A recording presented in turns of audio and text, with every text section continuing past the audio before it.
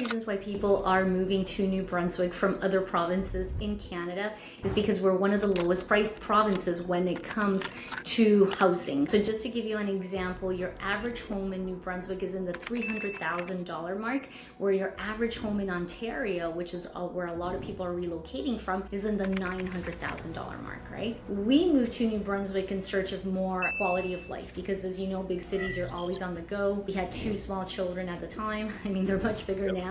And they were growing up in daycare because we were commuting so much. It was about a 3-hour commute daily. These ideas come from the Wolfpack, from you and from Mike. One of the videos that has been huge for me was 5 reasons why my family moved to New Brunswick. So that video has gotten me way over $100,000 in GCI right now, right? And it's been out for 2 years and it continues to get me leads.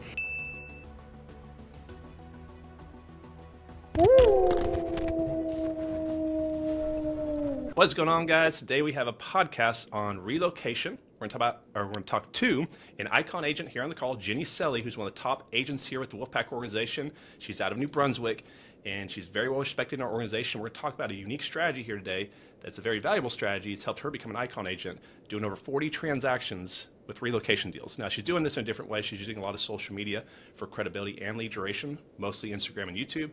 She's on all the platforms, obviously, but those are her primary ones she's using to grow her business. Jenny, I'm excited to get you on here. Actually, we haven't talked in a while, so I'm excited to have a conversation with you. And maybe you want to kind of give your background just real quick and let people know how you got into real estate. You're very well respected in our group, and I'm just excited to have a conversation with you and see what you're doing with your business and how you hit icon status this year using these platforms. Awesome. Super excited to be here and grateful to be here, Connor. I admire you tremendously, so thank you for this interview. And I have been an agent. It's going to be 3 years now, 2.5 years with EXP. I moved to this province of New Brunswick from Ontario. I grew up in Toronto, and 2 years into living here, I decided, I had always thought about being a realtor, but I was always too afraid of the fact that it was commission work, because I was always like, oh no, I need to know exactly how much I make every single time. So I was always afraid to jump, but I was in a job that I was not enjoying, and I said, you know what, it's a perfect opportunity to take that leap. And it's been almost 3 years, and I just keep thinking that I should have done it sooner. My main clients are people that are relocating as well, because they can connect with me, right? So that's what I try to do. I try to tell my story, and people that are in the same position that I was 5 years ago are the ones that reach out. Yep. So what makes everybody want to move to New Brunswick right now? Why are they all moving there? And is there anything specific you're doing? Like, was this an intentful strategy, or you just kind of stumbled across it where you worked with one moving in and you realized this is an opportunity? Or did you really kind of dig in and say, this is exactly what I want to do, work with relocation, and start reaching out to like city planning meetings, new companies moving into the marketplace, or kind of give me an idea of how this all started and kind of snowballed for you? Absolutely. So one of the reasons why people are moving to New Brunswick from other provinces in Canada is because we're one of the lowest priced provinces when it comes to housing. So just to give you an example, your average home in New Brunswick is in the $300,000 mark, where your average home in Ontario, which is where a lot of people are relocating from, is in the $900,000 mark, right? So it's a huge difference. A lot of people moving from out of province are pretty much coming to be mortgage free, or they even have a little bit of money to either retire early or to continue with investments. So that's one of the main reasons why people are moving here. We moved to New Brunswick in search of more quality of life because, as you know, big cities, you're always on the go. We had two small children at the time. I mean, they're much bigger now. And they were growing up in daycare because we were commuting so much. It was about a 3-hour commute daily, which is common over there. And we said, no, we've had enough. Daycare is raising our children. We want to raise our children. And like any big city, it was getting a little bit more dangerous. So we headed to New Brunswick, once I got into real estate, I think my main thing was just sharing with people why we moved here. I honestly didn't think that would make people reach out to me. For me, it was just telling my story of, okay, this is who I am. I'm a new realtor, I'm new to this province, this is why we moved. But then that started, started to get the word out. So I made a video on YouTube, and that really got out there, and that really helped grow my clientele, or people started connecting with me through that. I started showing on social media what life in New Brunswick was as well. Started just showing about my kids, how they were growing up here, and people start to connect with you once you start to become more vulnerable, more personable than just selling them a house. Absolutely. I think it's actually become more of a trend. I think it would shock people because I did the exact same thing that you did. I live in a pretty small city now, so I grew up in Dallas Fort Worth, and I actually moved into a city of about 10,000 people, into a kind of pretty rural area, real small area, small house, kind of downsized, went minimalistic, and I'm Nice. definitely way happier, way less stressed, not less. I don't have to manage such a big property. I don't have to deal with all these crazy traffic and people flying Yeah. around me and flicking me off all the time. And I think you're going to see a big trend with more people moving into smaller markets, especially kind of as the world gets a little bit crazier. Also, their dollars go further. It's a little bit slower pace of life. At least what I've recognized is in smaller cities, people are still a lot more genuine, values, morals, integrity, and things like that. Like I can't believe I was going to tell you guys. I ran out of, like, the first week I got my boat, I ran out of gas on the highway. Or I had to have someone basically go pick something up and get it to me. And someone that was at the lake did that for me, and they had to drive like 20 minutes to do it, and they did that without even asking or hesitating. And I just remember being like, man, if I was in the city, this would have been like a middle finger and been like, don't even bother me type of stuff. So it's They pretty won't cool even look that. at it. So I'm glad it's working out for you. But how many of those are all owner occupants, or in the low price point market, sub 200? Are you working a lot with like out of state investors, doing like turnkey rentals and things like that? Or because I know a lot of investors are looking at sub 200 markets. Do the Yeah. properties cash flow well when you kind of look at how the numbers crunch with taxes and things like that?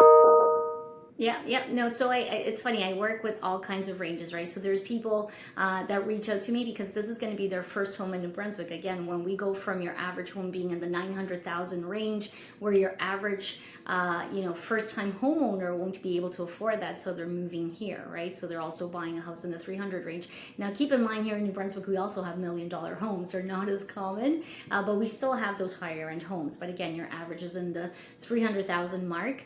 And for investors coming here, they love it because, again, they could get a house for 250,000, do a little bit of work, but rent it out for $2,000 a month, right? So for them, Yep. there's a little bit of cash flow there as well.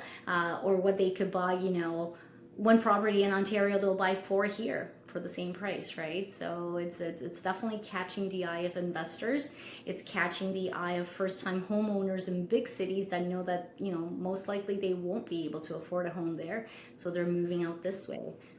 Yep. So, doing over 40 transactions is a lot. I think a lot of agents would want to recreate kind of what you've done. Very impressive, just a few years in the business. I mean, it took me 4 years just to break even when I started my business. You're way ahead of me, but give an idea of some of the content that you're creating. Everybody hears they're putting out YouTube videos, but they really don't know where to start. They just like YouTube, Instagram. They hear short form, long form, just put out videos, but they really don't have a good idea where to start. Like, what would be a good idea as far as like type of content to create something as far as like what you've done that's worked well for you? Well, yeah, and obviously, I mean, these ideas come from the Wolfpack, from you and from Mike, and Mike is very detailed as to, okay, these are the first type of videos that you put. Again, for me to tell my story is really, why did I move here? So one of the videos that has been huge for me was 5 reasons why my family moved to New Brunswick, right? So that video has gotten me way over $100,000 in GCI right now, right? And it's been out for 2 years, and it continues to get me leads. So that's the beauty of it. You gain the trust from people when you put yourself out there on video. Like, it gives them that trust factor. So when they reach out to me, they already know they want to work with me. So that's the beauty about video and about putting yourself out there, about telling your story, and again, being vulnerable, because it's not easy to show who we are, show our kids, show what we do, but that's the only way that I think you can gain trust from people. So YouTube is a big one again. So another video is cost of living in whatever city you're trying to promote, right? So I did that one as well, and that one was a big one as well. It got me several leads. Another one was, how are winters in New Brunswick? Because a lot of people are afraid about our winters, and they think that we're always with snow and lots of cold, and it's not true, right? So I did a video about that. I showed my kids, my friends enjoying winter outdoors, and that one made a lot of people reach out to me as well. They're like, okay, so it's not as bad as we thought it was. I think as a new agent, my main thing, Connor, was just to get my name out there. So again, like I was telling you before, I wasn't big on social media prior to being a realtor. I think I had Instagram and I had like 2 followers, which was like my husband and my mom, right? And it was just pictures of my kids, because for me, I was like, oh, I'll just keep the pictures of the kids here in case I lose them on my phone, and it was a private account. But really, it's about being vulnerable, putting yourself out there. It's not easy, but if it was easy, everybody would be doing it. And you need to let people get to know you and connect with you. And like I said, that's the beauty, that when they reach out, they already know they want to work with you. Another thing that I did when I just started, because again, I didn't have that sphere here, I was new to the province, is I literally bought like 50 tins of cookies, because I got my license in Christmas, one of the lowest months of, for real estate, one of the slowest months. And I bought 50 tins of cookies, hand wrote cards to all my neighbors. I didn't even know their names. I just said, hey, dear neighbor, I'm the newest, I'm a new agent, but I'm your friendly neighborhood realtor. And if you have any questions, please reach out. But I showed up with cookies, and this was also during COVID. So I knew I was taking a risk. I literally, I was wearing a mask, and I was standing 5 feet apart from their door, but they saw me with cookies, so they opened, right? Because if I would have just shown up in the middle of COVID, they would have been like, what are you doing here, right? So that was a way for me, exactly, get away, what are you doing? So that was, again, getting out of your comfort zone, and I was like, all right, I have to get out there, get people to know who I am, and what better way than to show up with cookies or give them something in return, right? So that was the way that I started to get to know my name, for people to know me locally in the neighborhood. And then I started doing a lot of the social media training and tips and tricks that you guys teach, and obviously that is what has helped my career just grow. Well, I mean, it is exactly what you just said. Like, you just have to go do it and get outside your comfort zone, because a lot of people have fear to go out there, talk to strangers, put themselves on camera. But, I teach a lot of what's called fear shifting, which is when you have one fear that's holding you back, you need to remove that with a bigger fear that's going to motivate you past this fear. So the example I give is say you're running down an alley, and there's a dog coming up the other side, and you're running from it. Well, then you turn around, there's a tiger coming the other way. So you're going to run back towards the dog probably, because the tiger's a much bigger problem. So you should have the fear of, what if you don't put that video out and it's $100,000 that goes to your family? And if you guys want a $100,000 video, go over to Jenny Celly's YouTube channel. You can guys type her name in, it'll pop up, and go watch those videos she just gave you. Literally, that's a $100,000 video. So that's one you want to look at, model, imitate, and replicate, but with your own style and your own personality. But that's a big part of what I think a lot of people are reaching out to you for, Jenny, is your personality. It's welcoming. You can tell that you're just a genuine, nice person. And also the discipline that you have by working and posting and being active, it shows that you're genuine, you work hard, and what else do you want for someone that's going to work with you? So you guys need to really protect that image that you guys are having on social media, because you can post I'm working on Monday, working on Friday, but then the weekend you're out there dancing on the clubs and doing all this stuff and on bar tops. Probably not going to turn into business, right? So you need to really think about the image of who you're trying to reach out to, and that they're watching this. And then, like she's saying, the time management of inbound lead generation is very important to understand as well, because you're avoiding that rapport building process. So normally when you're reaching out to people and having conversations start from a cold stance, you have to develop that rapport and develop that relationship, and it takes time to build that. And you have to do this individually on a unilateral scale, where it's exponential with social media, because let's say you put a video out that's getting thousands or tens of thousands of views, simultaneously you're building rapport with all these people at the same time. So you have hundreds of people or thousands watching your video. You're getting one leverage time unit going out from your side, with the amplifier of how many people are watching coming back to you. And then when you get on the phone, they're not calling you to say, hey, can I really not work with you? They're saying, hey, you have a chance here to mess it up, basically, so don't do it. Because once they finally reach out to you, really, you kind of have to drop the ball to not convert that lead. So it's very powerful what you're doing. Now, what are you doing with your Instagram? So make sure you go check out our YouTube channel, guys, and check out those videos for examples. But what are you doing with shorter form content? I know that's kind of the big thing right now. It's a lot easier to create sub 60-second videos than it is to plan a 10 to 15 minute YouTube video. So you're seeing that trend kind of really push hard right now. Yes, and again, Instagram is another way to inform and educate, but at the same time, show people a little bit about who you are. I find it's even easier than YouTube, right? YouTube, like you said, it's long form, but with Instagram stories, I find are crucial. Not to to put things that are happening in your day, to show people a little bit about you. A lot of my stories include I'm a mom, right, and that's a huge thing for me. So I include my children. I'm at their sports. I'm doing this. I'm doing that.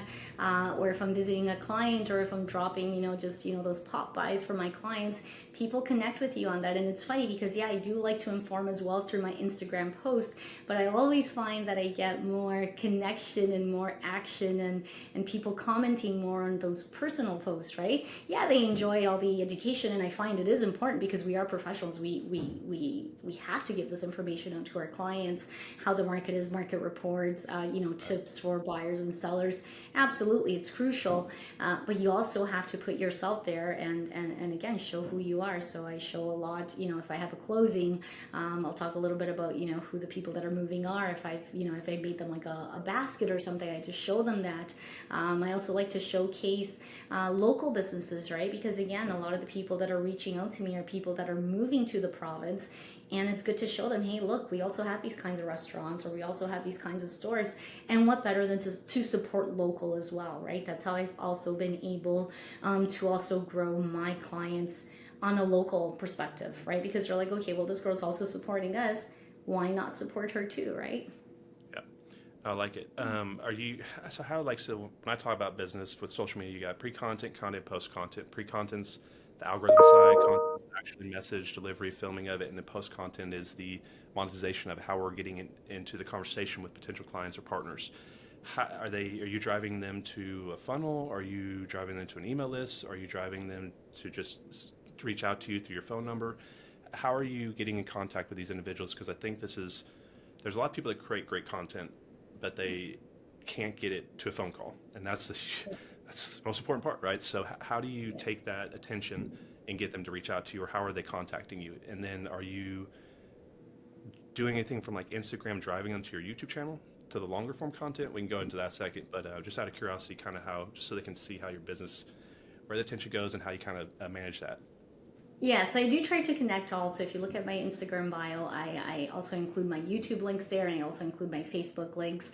If I do an Instagram post, I always try to put my phone number at the end. So I do have people that text me a lot because people don't like to call anymore, right? Most people don't like to call, so they just text you, or they send you a direct message through your Instagram or to your Facebook Messenger, and then that's when I say, when they reach out, I'm like, hey, why don't we jump on a phone call? And I think that's when you really kind of connect with the person, right? So if somebody reaches out and they're like, oh, Jenny, I saw your YouTube video. I just wanted to know more about, life in New Brunswick. We're thinking about moving. And I'm like, I love it. Thanks so much for reaching out. Thanks for the support.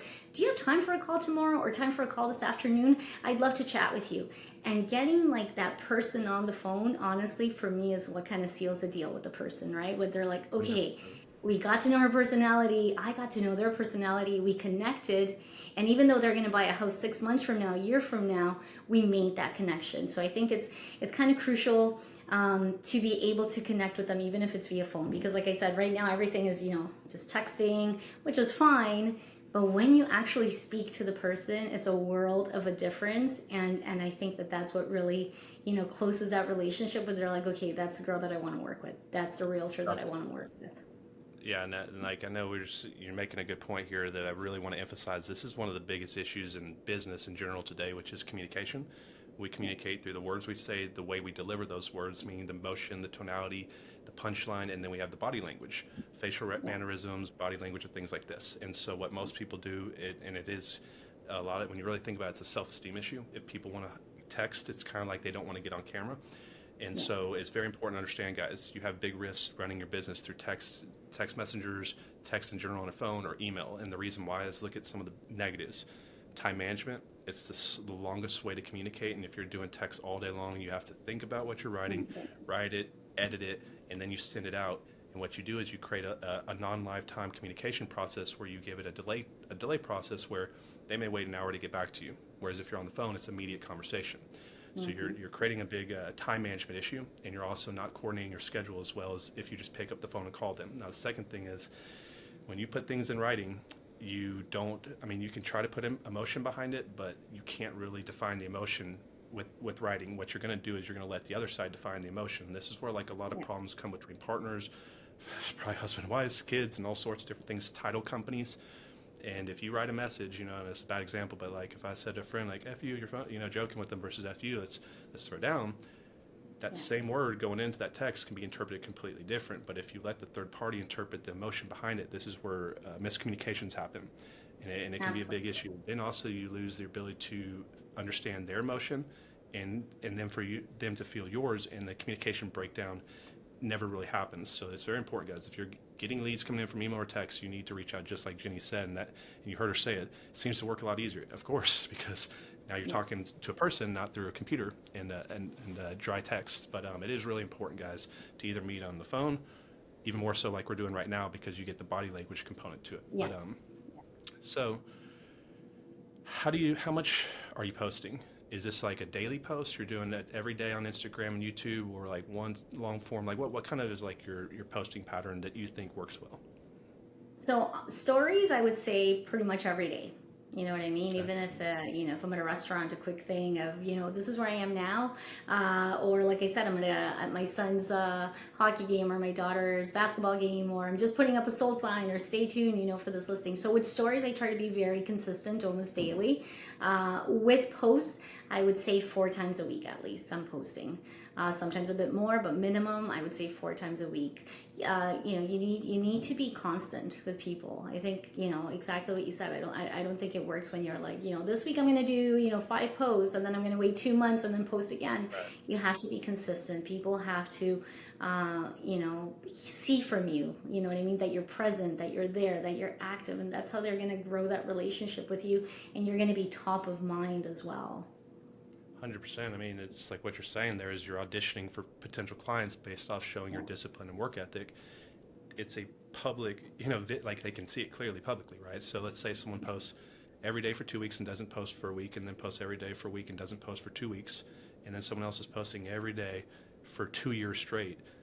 Do you want to work with someone that's disciplined, or someone that takes time off and has breaks and starts and stops? So the way that you guys are growing your social media, the consistency is felt by others. They're not really looking at all your posts all the time. They're not watching everything, but they see it. They unconsciously recognize it. Just like how when you guys are driving down the highway and you see a billboard, you're not saying I look at that same billboard every time. But you see it. Your reticular activating system is filtering it out, so you're not consciously recognizing it, but it's up there and your brain's actually seeing it. So the same thing's happening with your content. And if you're not consistent, guys, what you're saying is to the client, I'm going to be not probably consistent when I work with you either. So it is something that people just don't think about. I think a lot of people look at their social media, and curious to see what your take is, more industry inside the industry than really consumer facing, even though what they're trying to do is get business, but they're really trying to impress their friends and peers and get views and likes and things like that. And so sometimes people get a video that has like 50,000 views but gets 0 deals, and then you film the right type of content for the consumer facing content, and you may have 100 views, which isn't as braggadocious, and it's not going to be something you want to go out there and brag about, but it may turn into 2 or 3 deals. And it may turn into like 2 or 3 deals.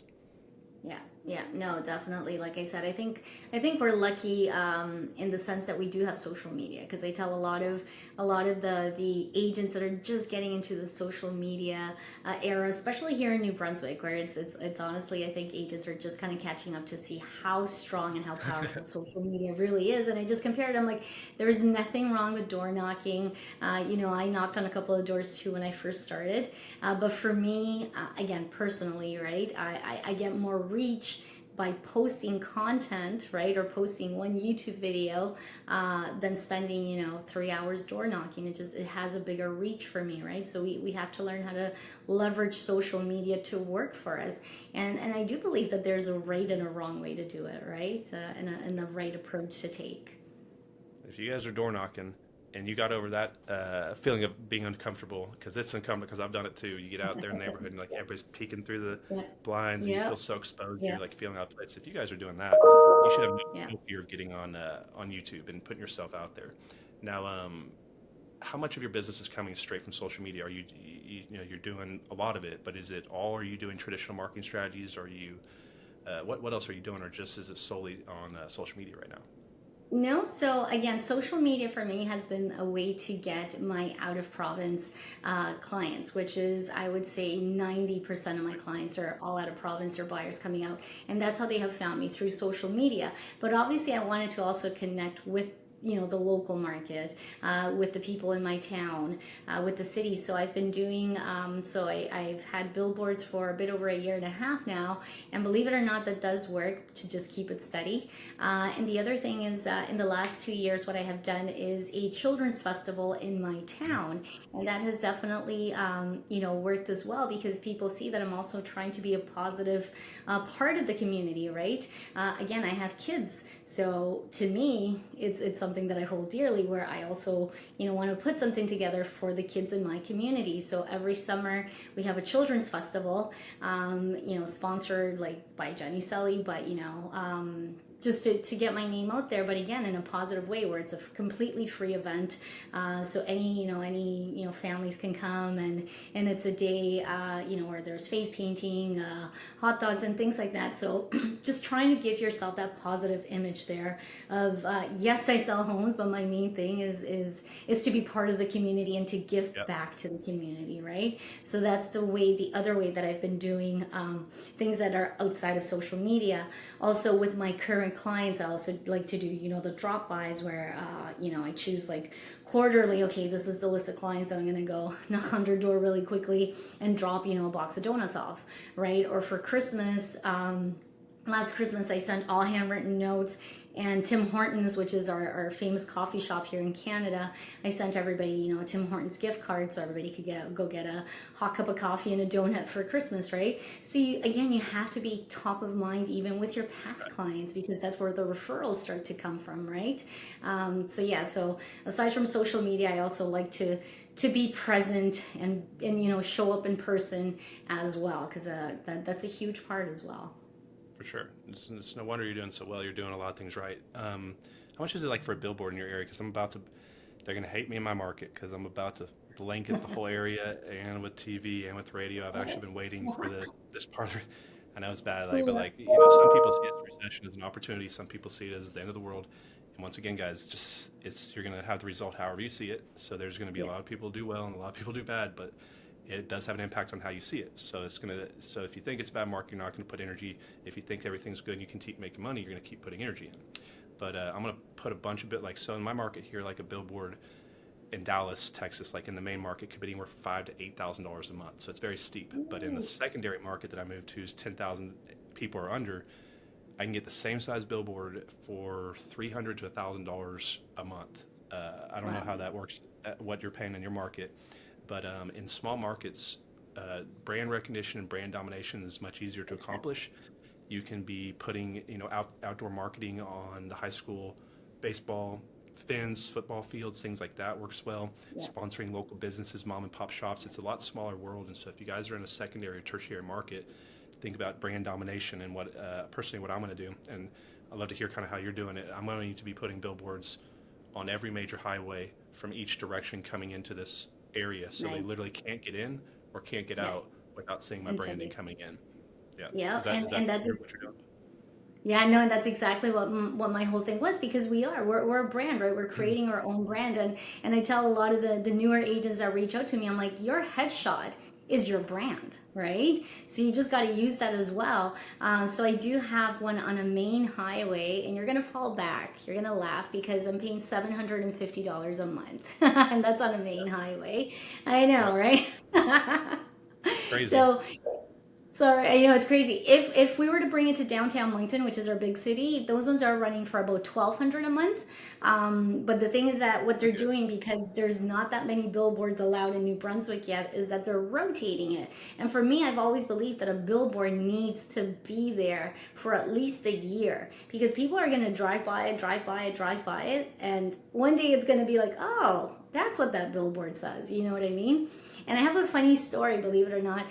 There was a guy that reached out to me. No, he saw me first in YouTube. He lived in Nova Scotia, a trucker. He wanted to buy his first home because he couldn't afford one in Ontario, so he got a job in Nova Scotia as a truck driver.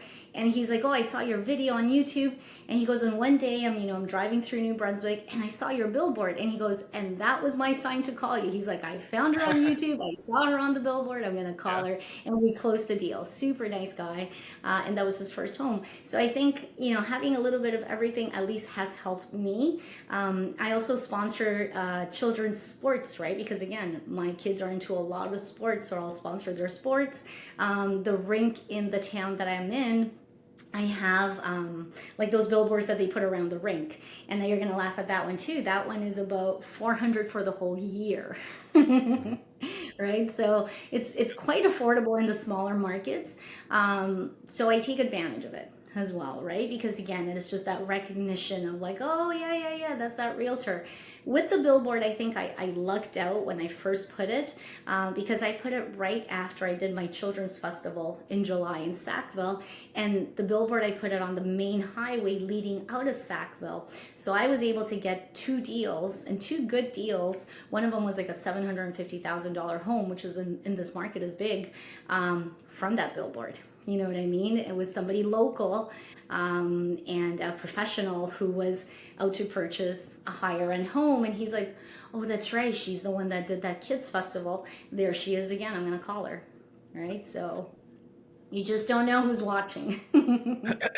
Well, how are you, give an idea what your billboard looks like? Cause, I did a podcast, it's on the channel somewhere, guys, with Justin Mercer, a call tattoo out of, Arizona.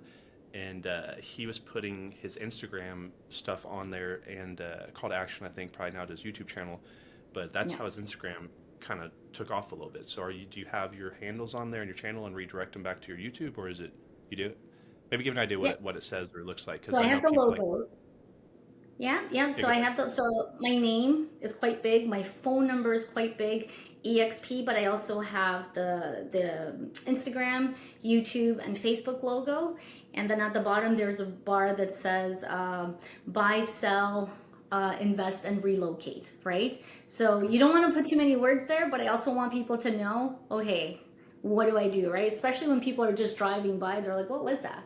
No, it says right there in big. As soon as you see the word buy and sell, you're like, okay, well, she has to be selling a house, right? But I also put the social media logos there. So, people, okay, well, Jenny Celly, we'll go into Instagram and see the good thing is that my name is not very common, so it's easy to find. So if they were to go to Instagram or Facebook, they would find it quite quickly. But yeah, I do put the logos. Do you have a QR code up there? Have you tried that yet, or?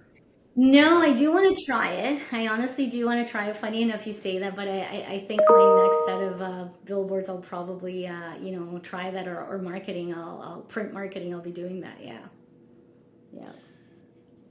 So, are you doing anything else? Are you doing TikTok with your short form, or are you just all IG, or you've had any success with these other platforms, or anything like that, Facebook? So I have a TikTok account, but I'm not consistent in it. And for me, it's like, it takes a lot of time. Social media, you can spend a whole day on social media, even if it's just reposting what you put on that one to that one to that one, right? So my main ones are Instagram, Facebook, and if I have to repost, I'll repost on LinkedIn, right? I have a TikTok account, but again, I'm not consistent with it because I feel like, for me, it's like, oh my God, I'm taking so much of my time. So I rather do 2 things well than, you know what I mean? And try to focus. Okay, I've allotted myself, 2 hours a day or 1 hour a day for social media. And once I start going into TikTok, I'm going to fall into like the TikTok because there's so many videos there that you're like, oh, let me see that. So I'm like, you know what? No. So for me, it's been like, all right, just focus right now. For you, it's been Instagram, YouTube, and Facebook. And maybe, one day if I hire somebody to repost all my stories and start doing TikTok, but it's not even that. It's also keeping track of if people are sending you messages. And that's what I mean by it starts to take time from you, right? And if somebody does reach out via TikTok, you want to make sure that you're answering them. But if you're too busy with your other stuff, then you're almost letting go of clients and not giving the best image of you, where they're like, we reached out to this girl and she never answered back, right? So just for time reasons, right now I'm only focusing on Sanity Instagram and emotional Facebook, sanity YouTube. reasons. I tried to do everything on my own in the beginning, and I did everything on my own. All the platforms that burnt me out, and I had to just stick with YouTube. And I was like, I'm just going to master one, do the best I can, and then Exactly. once I feel like I've got this, let me add another one on. So, in the beginning, I literally did everything: the filming, the editing. I guess you call it mine was editing. I guess Yeah. writing the descriptions, tagging, optimization, all that. And now, I've been fortunate and grateful enough to have the ability to hire a content team to handle all that, which is really the only way I can put so much out right now. Yeah. But currently, are you still doing everything on your own, or do you have a virtual assistant? Or are you using anybody like third-party companies to help you with your stuff? And I've Not never with my thought about it. social. Virtual No, no, assistant, can you believe it help or me? not, not yet. But I do want to get there. So here's the part, Connor. I want to. It's almost like letting go a little bit, right? Because I'm like, oh, but I'm gonna, if I get a company to do my social media, is it gonna be, authentic, right? Is it gonna be me, right? But I have to stop thinking like that, because I'm sure that if I communicate what it is that I want, they're gonna do it. With YouTube, I also want to focus more on YouTube, because I know how amazing YouTube is, because while I'm sleeping, YouTube is creating leads. So I do want to focus on reaching out to an agency and showing them exactly what it is, my vision when it comes to my videos. But right now, I am the one editing my videos. My last video, I spent like 3 hours on it. I mean, it was all overnight while my kids were sleeping. I'm like editing, but it takes time, right? So Yep. I am a promoter to reaching out to other people, and that is on my to-do list, to find a good agency to edit those YouTube videos for me. And it's true, it's going to give me more time to actually record the content and hand over the content, because right now I'm recording and editing, and yeah, I could be It's not. doing a lot more videos. Well, everybody in business is a control freak, and I learned early on I was the worst. You hear me say, to have control, you have to give up control, because you can't Yeah, scale and do everything on your own. You eventually have to absolutely. have staff, employees, or partners that can help leverage time and bring in opposite skill sets of your own or something like that.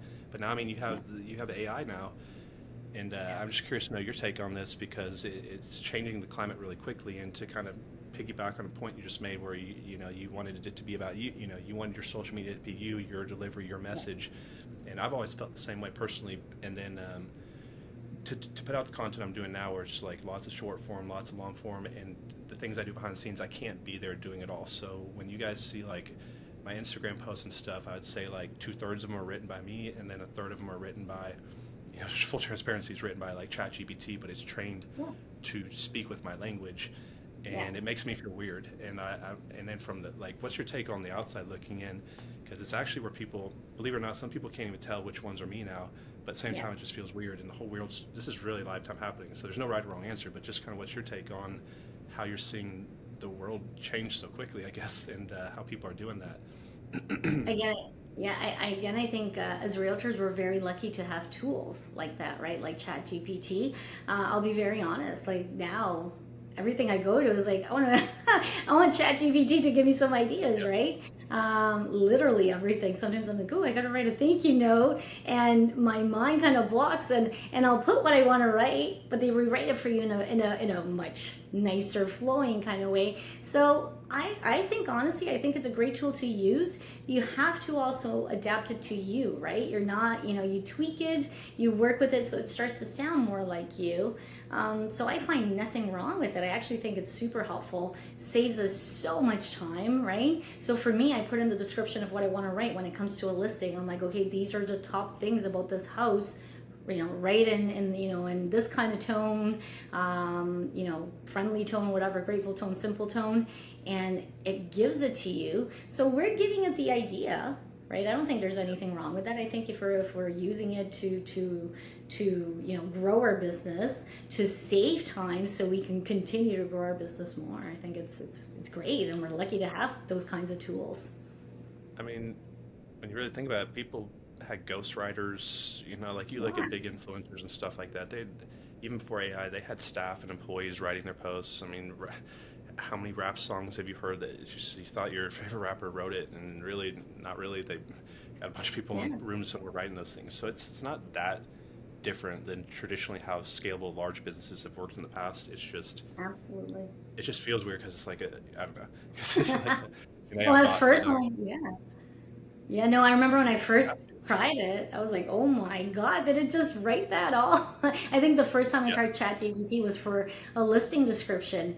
And I like my mouth dropped. I'm like, that took like 5 seconds. It would have taken me right. like an hour. I mean, it's So, yeah. yeah.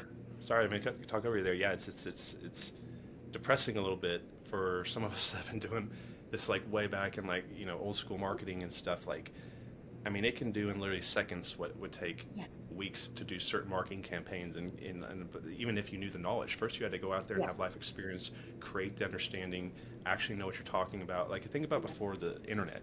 If someone asks you a question like, how many miles is it to the moon? You're not going to know, but then you're going to have to pull out your phone now. It's right there. So Yes. infinite information, immediate time, or you get it immediately, right? So it's Yeah. just really changed everything. But yeah, it's just kind of crazy to me to think about how much I had to do to just do a marketing campaign. Like when I was first started building funnels, before ClickFunnels and all that, I mean, it was probably $30,000 to create a legitimate funnel that converted with all the copy written, having third-party writers do it. Now, like they just pop it in Chat GPT and it's Yeah. better than if you hired someone as a copywriter, and all that type of Yeah. stuff. So it really is crazy. And you can do that same funnel now. ClickFunnels, $99 a month, less than a few $100. It's kind of crazy. But so if you guys are not really getting out there, now's the time to invest money in your business. I It know that sounds is. crazy, but the dollar spent goes farther than ever for entrepreneurs in today's world. But are you using AI or anything differently than just ChatGPT, or what are some of the things that you're doing? Because this is kind of interesting for a lot of people right now. So one of the, and again, I just started. So ChatGPT, yes, I do use often. Again, I type out what idea I want or what kind of post I want, and then it gives me that. But another thing is for my CRM, I just started looking into Chime, and the beauty about Chime is, and I'm not sure if KB Core has that too, but if somebody logs into your website, Chime has this little person that they could either be like your assistant or it could be like you talking directly to the person, and there could be like a whole back and forth conversation that happens. One of the agents that I work with, Craig was showing me, he's like, look, Jenny, he's like, this whole conversation, this AI bot had with a potential lead, right? And you can take over at any point because you are getting those notifications saying, okay, somebody's actually chatting right now, with your AI bot on your website. And you could see what's happening, you could see the replies, and you can take over at any point. But how incredible is it that somebody is working with you because you could be, at a listing appointment or with another client, but you're making a lead while all that is happening For through sure. AI, through the technology that we're getting offered right now. So again, I think we're lucky to be living in this era. Yeah, Yeah. I can't believe I mean, I wrote it down. You just sparked an idea in my mind for. I do a lot of like follow-up systems, email, like sequential ordered email sequences that go out on a time pattern, following up direct mail and things like that, where I send them an email once a month or every week or whatever cadence it's going to be. Have you attempted to Exactly. use that for that and said, type me a 12-month follow-up campaign, one email that goes out, and because I mean that's time consuming, but if you can have this do this now in minutes and it's cut and paste, I mean, man, it's gonna save a lot of time for It's sure and stress for sure. It's huge. I haven't attempted that, but I will be doing that, right? Again, if we can save time, and obviously we are monitoring all this information, it's not like we're just going to be like, write whatever it is that you want. No, because again, we have to show ourselves through all this that AI is writing for us, right? Or that Chat GPT. You still have to give a little bit of yourself. It has to include your personality in there as what the write up is. But again, why not, right? If it's going to save us all that time, absolutely. I say let's take advantage of that. Well, it's getting scary these days. I don't know if you've seen all this stuff. Like, I saw something that had like Kendall Jenner and a couple other like celebrities, and then I was like, I thought it was them, and then I found out later it was actually not a real person. It was an AI generated bot, Oh, and they had the AI voice, and I literally did not know it was them. That's how it's like. I mean, obviously you see the ones where you can kind of tell, but they're now using. Some of them are so advanced. These I don't even know how they're doing it, but it looks like a real person. Looks like just like them. Sounds just like them, and you can't even tell. And it's really kind of scary when you think about it. Like, who's real? It's Are you real? who's Is real real. Jenny Celly the real Jenny on here? Yeah, So, or is it right? But now that you're saying that, there's a program out there, and I'm sure most people know, called Captions, right? So what yep. Captions is offering now, it's crazy. At the click of a button, it will, you upload your YouTube, you just put your YouTube link to whatever video or whatever video it is that you want. It will change the language and make, like the way we're talking right now, it'll change us to us talking in Spanish with our own voices, even though we do not speak the language, right? So you're like, Interesting. wow. It's called So Captions because yep, Captions. that's a really So good Captions idea. is literally for captions, but it has offered so much and added so much to it. So, more reasons for people to actually buy it. And I think it's incredible. I use Captions all the time. So it gives you, those tools to change, the language that you're talking in. So my YouTube videos, I could upload them and be like, okay, upload it now to French. And it does it in my own voice, which is incredible, right? You're like, what? The other thing that Caption does is, again, it will, your 5-minute YouTube video, 10-minute YouTube video, it's going to create short content, short form content from that video, which is also incredible, right? Because it cuts it down for you and it provides you, it literally takes like 2 minutes, and then it just shoots you like 5 different, reels that you could use on Instagram. So Yeah, again, if we're those talking about tools are out there, why we're not? talking about I think it's called Opus. Opus does a similar thing. Now you just triggered like probably people watching saw how crazy I get when I have an idea because I was like, she gave me a really good idea. Yeah, I mean, think about it. First. For one, I live in Texas. A lot of my best friends are bilingual, and I yeah, mean, but EXP is a global brokerage, and yeah. is it all native languages or just Spanish, or is it Mandarin, French, and pretty much every language that you can do that in? Because Pretty much, yeah. Yeah, it was oh, like it's a list of like languages, right? So yeah, it has Mandarin, it has, yeah, French, it has German, it has Portuguese. It's incredible. You have to check it out. And I did it, and it was kind of scary to look at myself talking in like a language I don't speak, because I put it for French, and I was like, wow, because we have the province that I'm in is bilingual, right? So half English, half French. So I was like, look at that, I could be fooling people. Now, uh, I'm not going to do it, because if somebody calls me talking to me in French, I'm not going to understand them. So I'm right, like, no, I'm not going to use French, right? But maybe. but the I idea is mean, up there. like, I mean, this is an interesting conversation because you might be able to. So we had an agent that came up to EXPCon from Brazil, and he kept trying to Yeah. connect with me, and he was messaging me in English. And then when we got there, I Oh, was trying to talk to him, yeah. and he didn't speak any English at all. It wasn't like he spoke Okay. 2 languages, like he did not speak any English, but he Yeah. was texting me and it was coming through. So we have probably voice transcriptions that we can now speak into, and it's gonna. I actually saw this. Uh, yeah, they do that. Like they were wearing like glasses or something where they were speaking and it was showing, it was translating their message somehow, but then when they were speaking back they could read their Yeah. message to them. I forget what it was, but now think about that Wow. really quick. Like you can Yeah. now transcend, like, I mean, you don't have to learn another language. And so like let's say they call in the office and you're talking over the phone, it's not far away. I guarantee you that technology to where it's coming across speaking to you in our Yes. language, but now you can literally communicate with anybody in the world, no language barriers. And so what I was thinking of when you're saying that was, I'm about to have YouTube channels in all these countries. I can just take all my Yes. content and clone it and Yeah. start Investor Army Espanol, Investor Army, Yeah. uh, Asia, like, and go into all these different countries and just post. You've already created the Abs- content. Just out of Absolutely. curiosity, because I haven't seen it. It's your video. How does it look like with the lip syncing? Is it dubbed in it's in transcription, or it looks like, does it look a little off where you can tell it's kind of like a It one of those old wasn't bad. movies where they're I'm not speaking gonna in a lie. different language? No, it wasn't bad. It honestly, like, you could tell there's a little bit of lip syncing there, right? You could tell it was a little bit off, but the fact that it sounds like you're like, okay, that's not bad. And for me, the way I saw it, so I'm fluent in Spanish, right? But right now, all of my content is in English, and we're getting a bigger Latin American community in New Brunswick.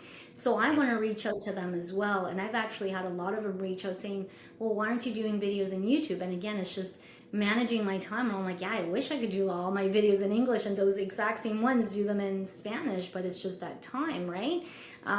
So my whole thing was like, well, I'm going to start to translate or add this voiceover in my own voice in Spanish and put it on YouTube in like a separate, channel list of in Spanish, right? So again, that's an excellent way to use it, because I had to do the video once, but now I could get it in 2 languages. Right. Because I mean, all you're just doing is reposting Yeah, it. Now, like, you don't even have to, communicate yourself. You could simply, let's say you need a Mandarin speaking agent, talk to one and say, hey, this is what I'm doing. I'm generating leads through this. And what you do yeah, is you similar to how, like you've seen some funnels that we use, and the one that Mike's having for the agents coming in, and it redirects them to someone else to have that conversation. You could say, respond in whatever native language it is, this is me yeah. and my partner, and then just align with someone that's local there, or boots Yes. on the ground abroad, and then kick all those leads back to your partner, and it just drives them to a conversation landing page where it says, if you want to have this conversation with us, my partner's the one that does most of this, reach out, and then you could redirect it. But I mean, if you've already invested time with the editing and creating the videos and planning them out, and so if I make a bunch of money, Jenny, I'm gonna send you a nice Christmas present, because you guys gave me some. Yeah, exactly, right? Yeah. Yeah, yeah. I No, mean, no, it's a this is a good conversation. Is there anything else you want to go talk about or share? Your experience in business, maybe some of these newer agents that year one, you've been here a few years, and their mindset. Because I think they should go follow you on your channel, and guys, go check out IG. But maybe just some words of wisdom for someone that's come in and kind of faced this in a tough market, by the way, and kind of stood up and done really well. Because there's a lot of scared agents and scared entrepreneurs in every industry right now, and maybe just kind of what you say to yourself 3 years ago if you were starting over again. Absolutely. I think one of the most crucial things is to surround yourself by positive people, go-getters that you admire. And I think, I did that even before I got my license. I came across Mike's videos. So he was very much of a go-getter, and I'm like, okay, because for me, my whole fear was like, okay, I'm going to be doing, I'm a new agent in a new province. I don't know anybody, and all the other agents that I've reached out to, they said take out a line of credit because you're not going to make any money your first year. But here I am leaving my full-time job. I have children to feed, a mortgage to pay. I can't do that. So again, it's going in with that mentality, and you surrounding yourself by positive go-getters like yourself, Connor, that pushes us, right? Because we're like, well, if they did it and we also have their support and we know what they're doing, then heck, I'm being offered the tools. Do it. Get out of your comfort zone.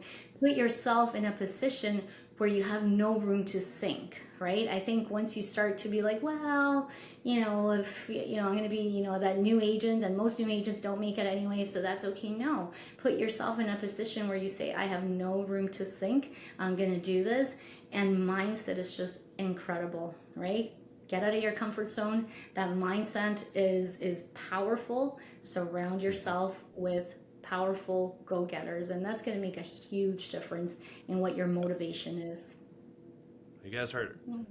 Go check her out on her social media. She escaped the box. I escaped the box. A lot of us escaped the box, guys. You don't have to work a job forever. You can go work for yourself, and it's not just that you're going to have your freedom of time.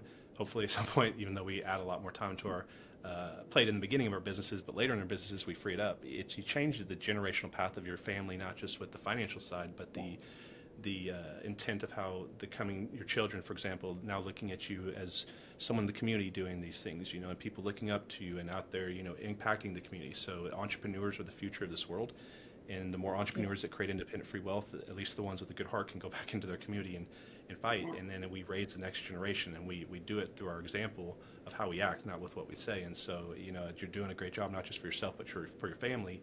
Because think about your children, how much they're going to do in their life, seeing mom become an entrepreneur and successful at it, as compared to going to get a job and staying in that trap. So you guys, a lot of us been in that trap, so you can get out of it. Jenny's normal, I'm normal.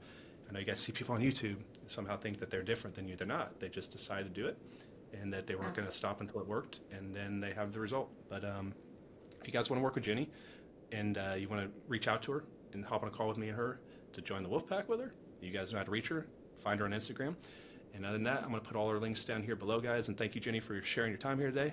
This is a good call. And I'll see you guys on the next one. Make sure to check out our links below. And you guys have a good day.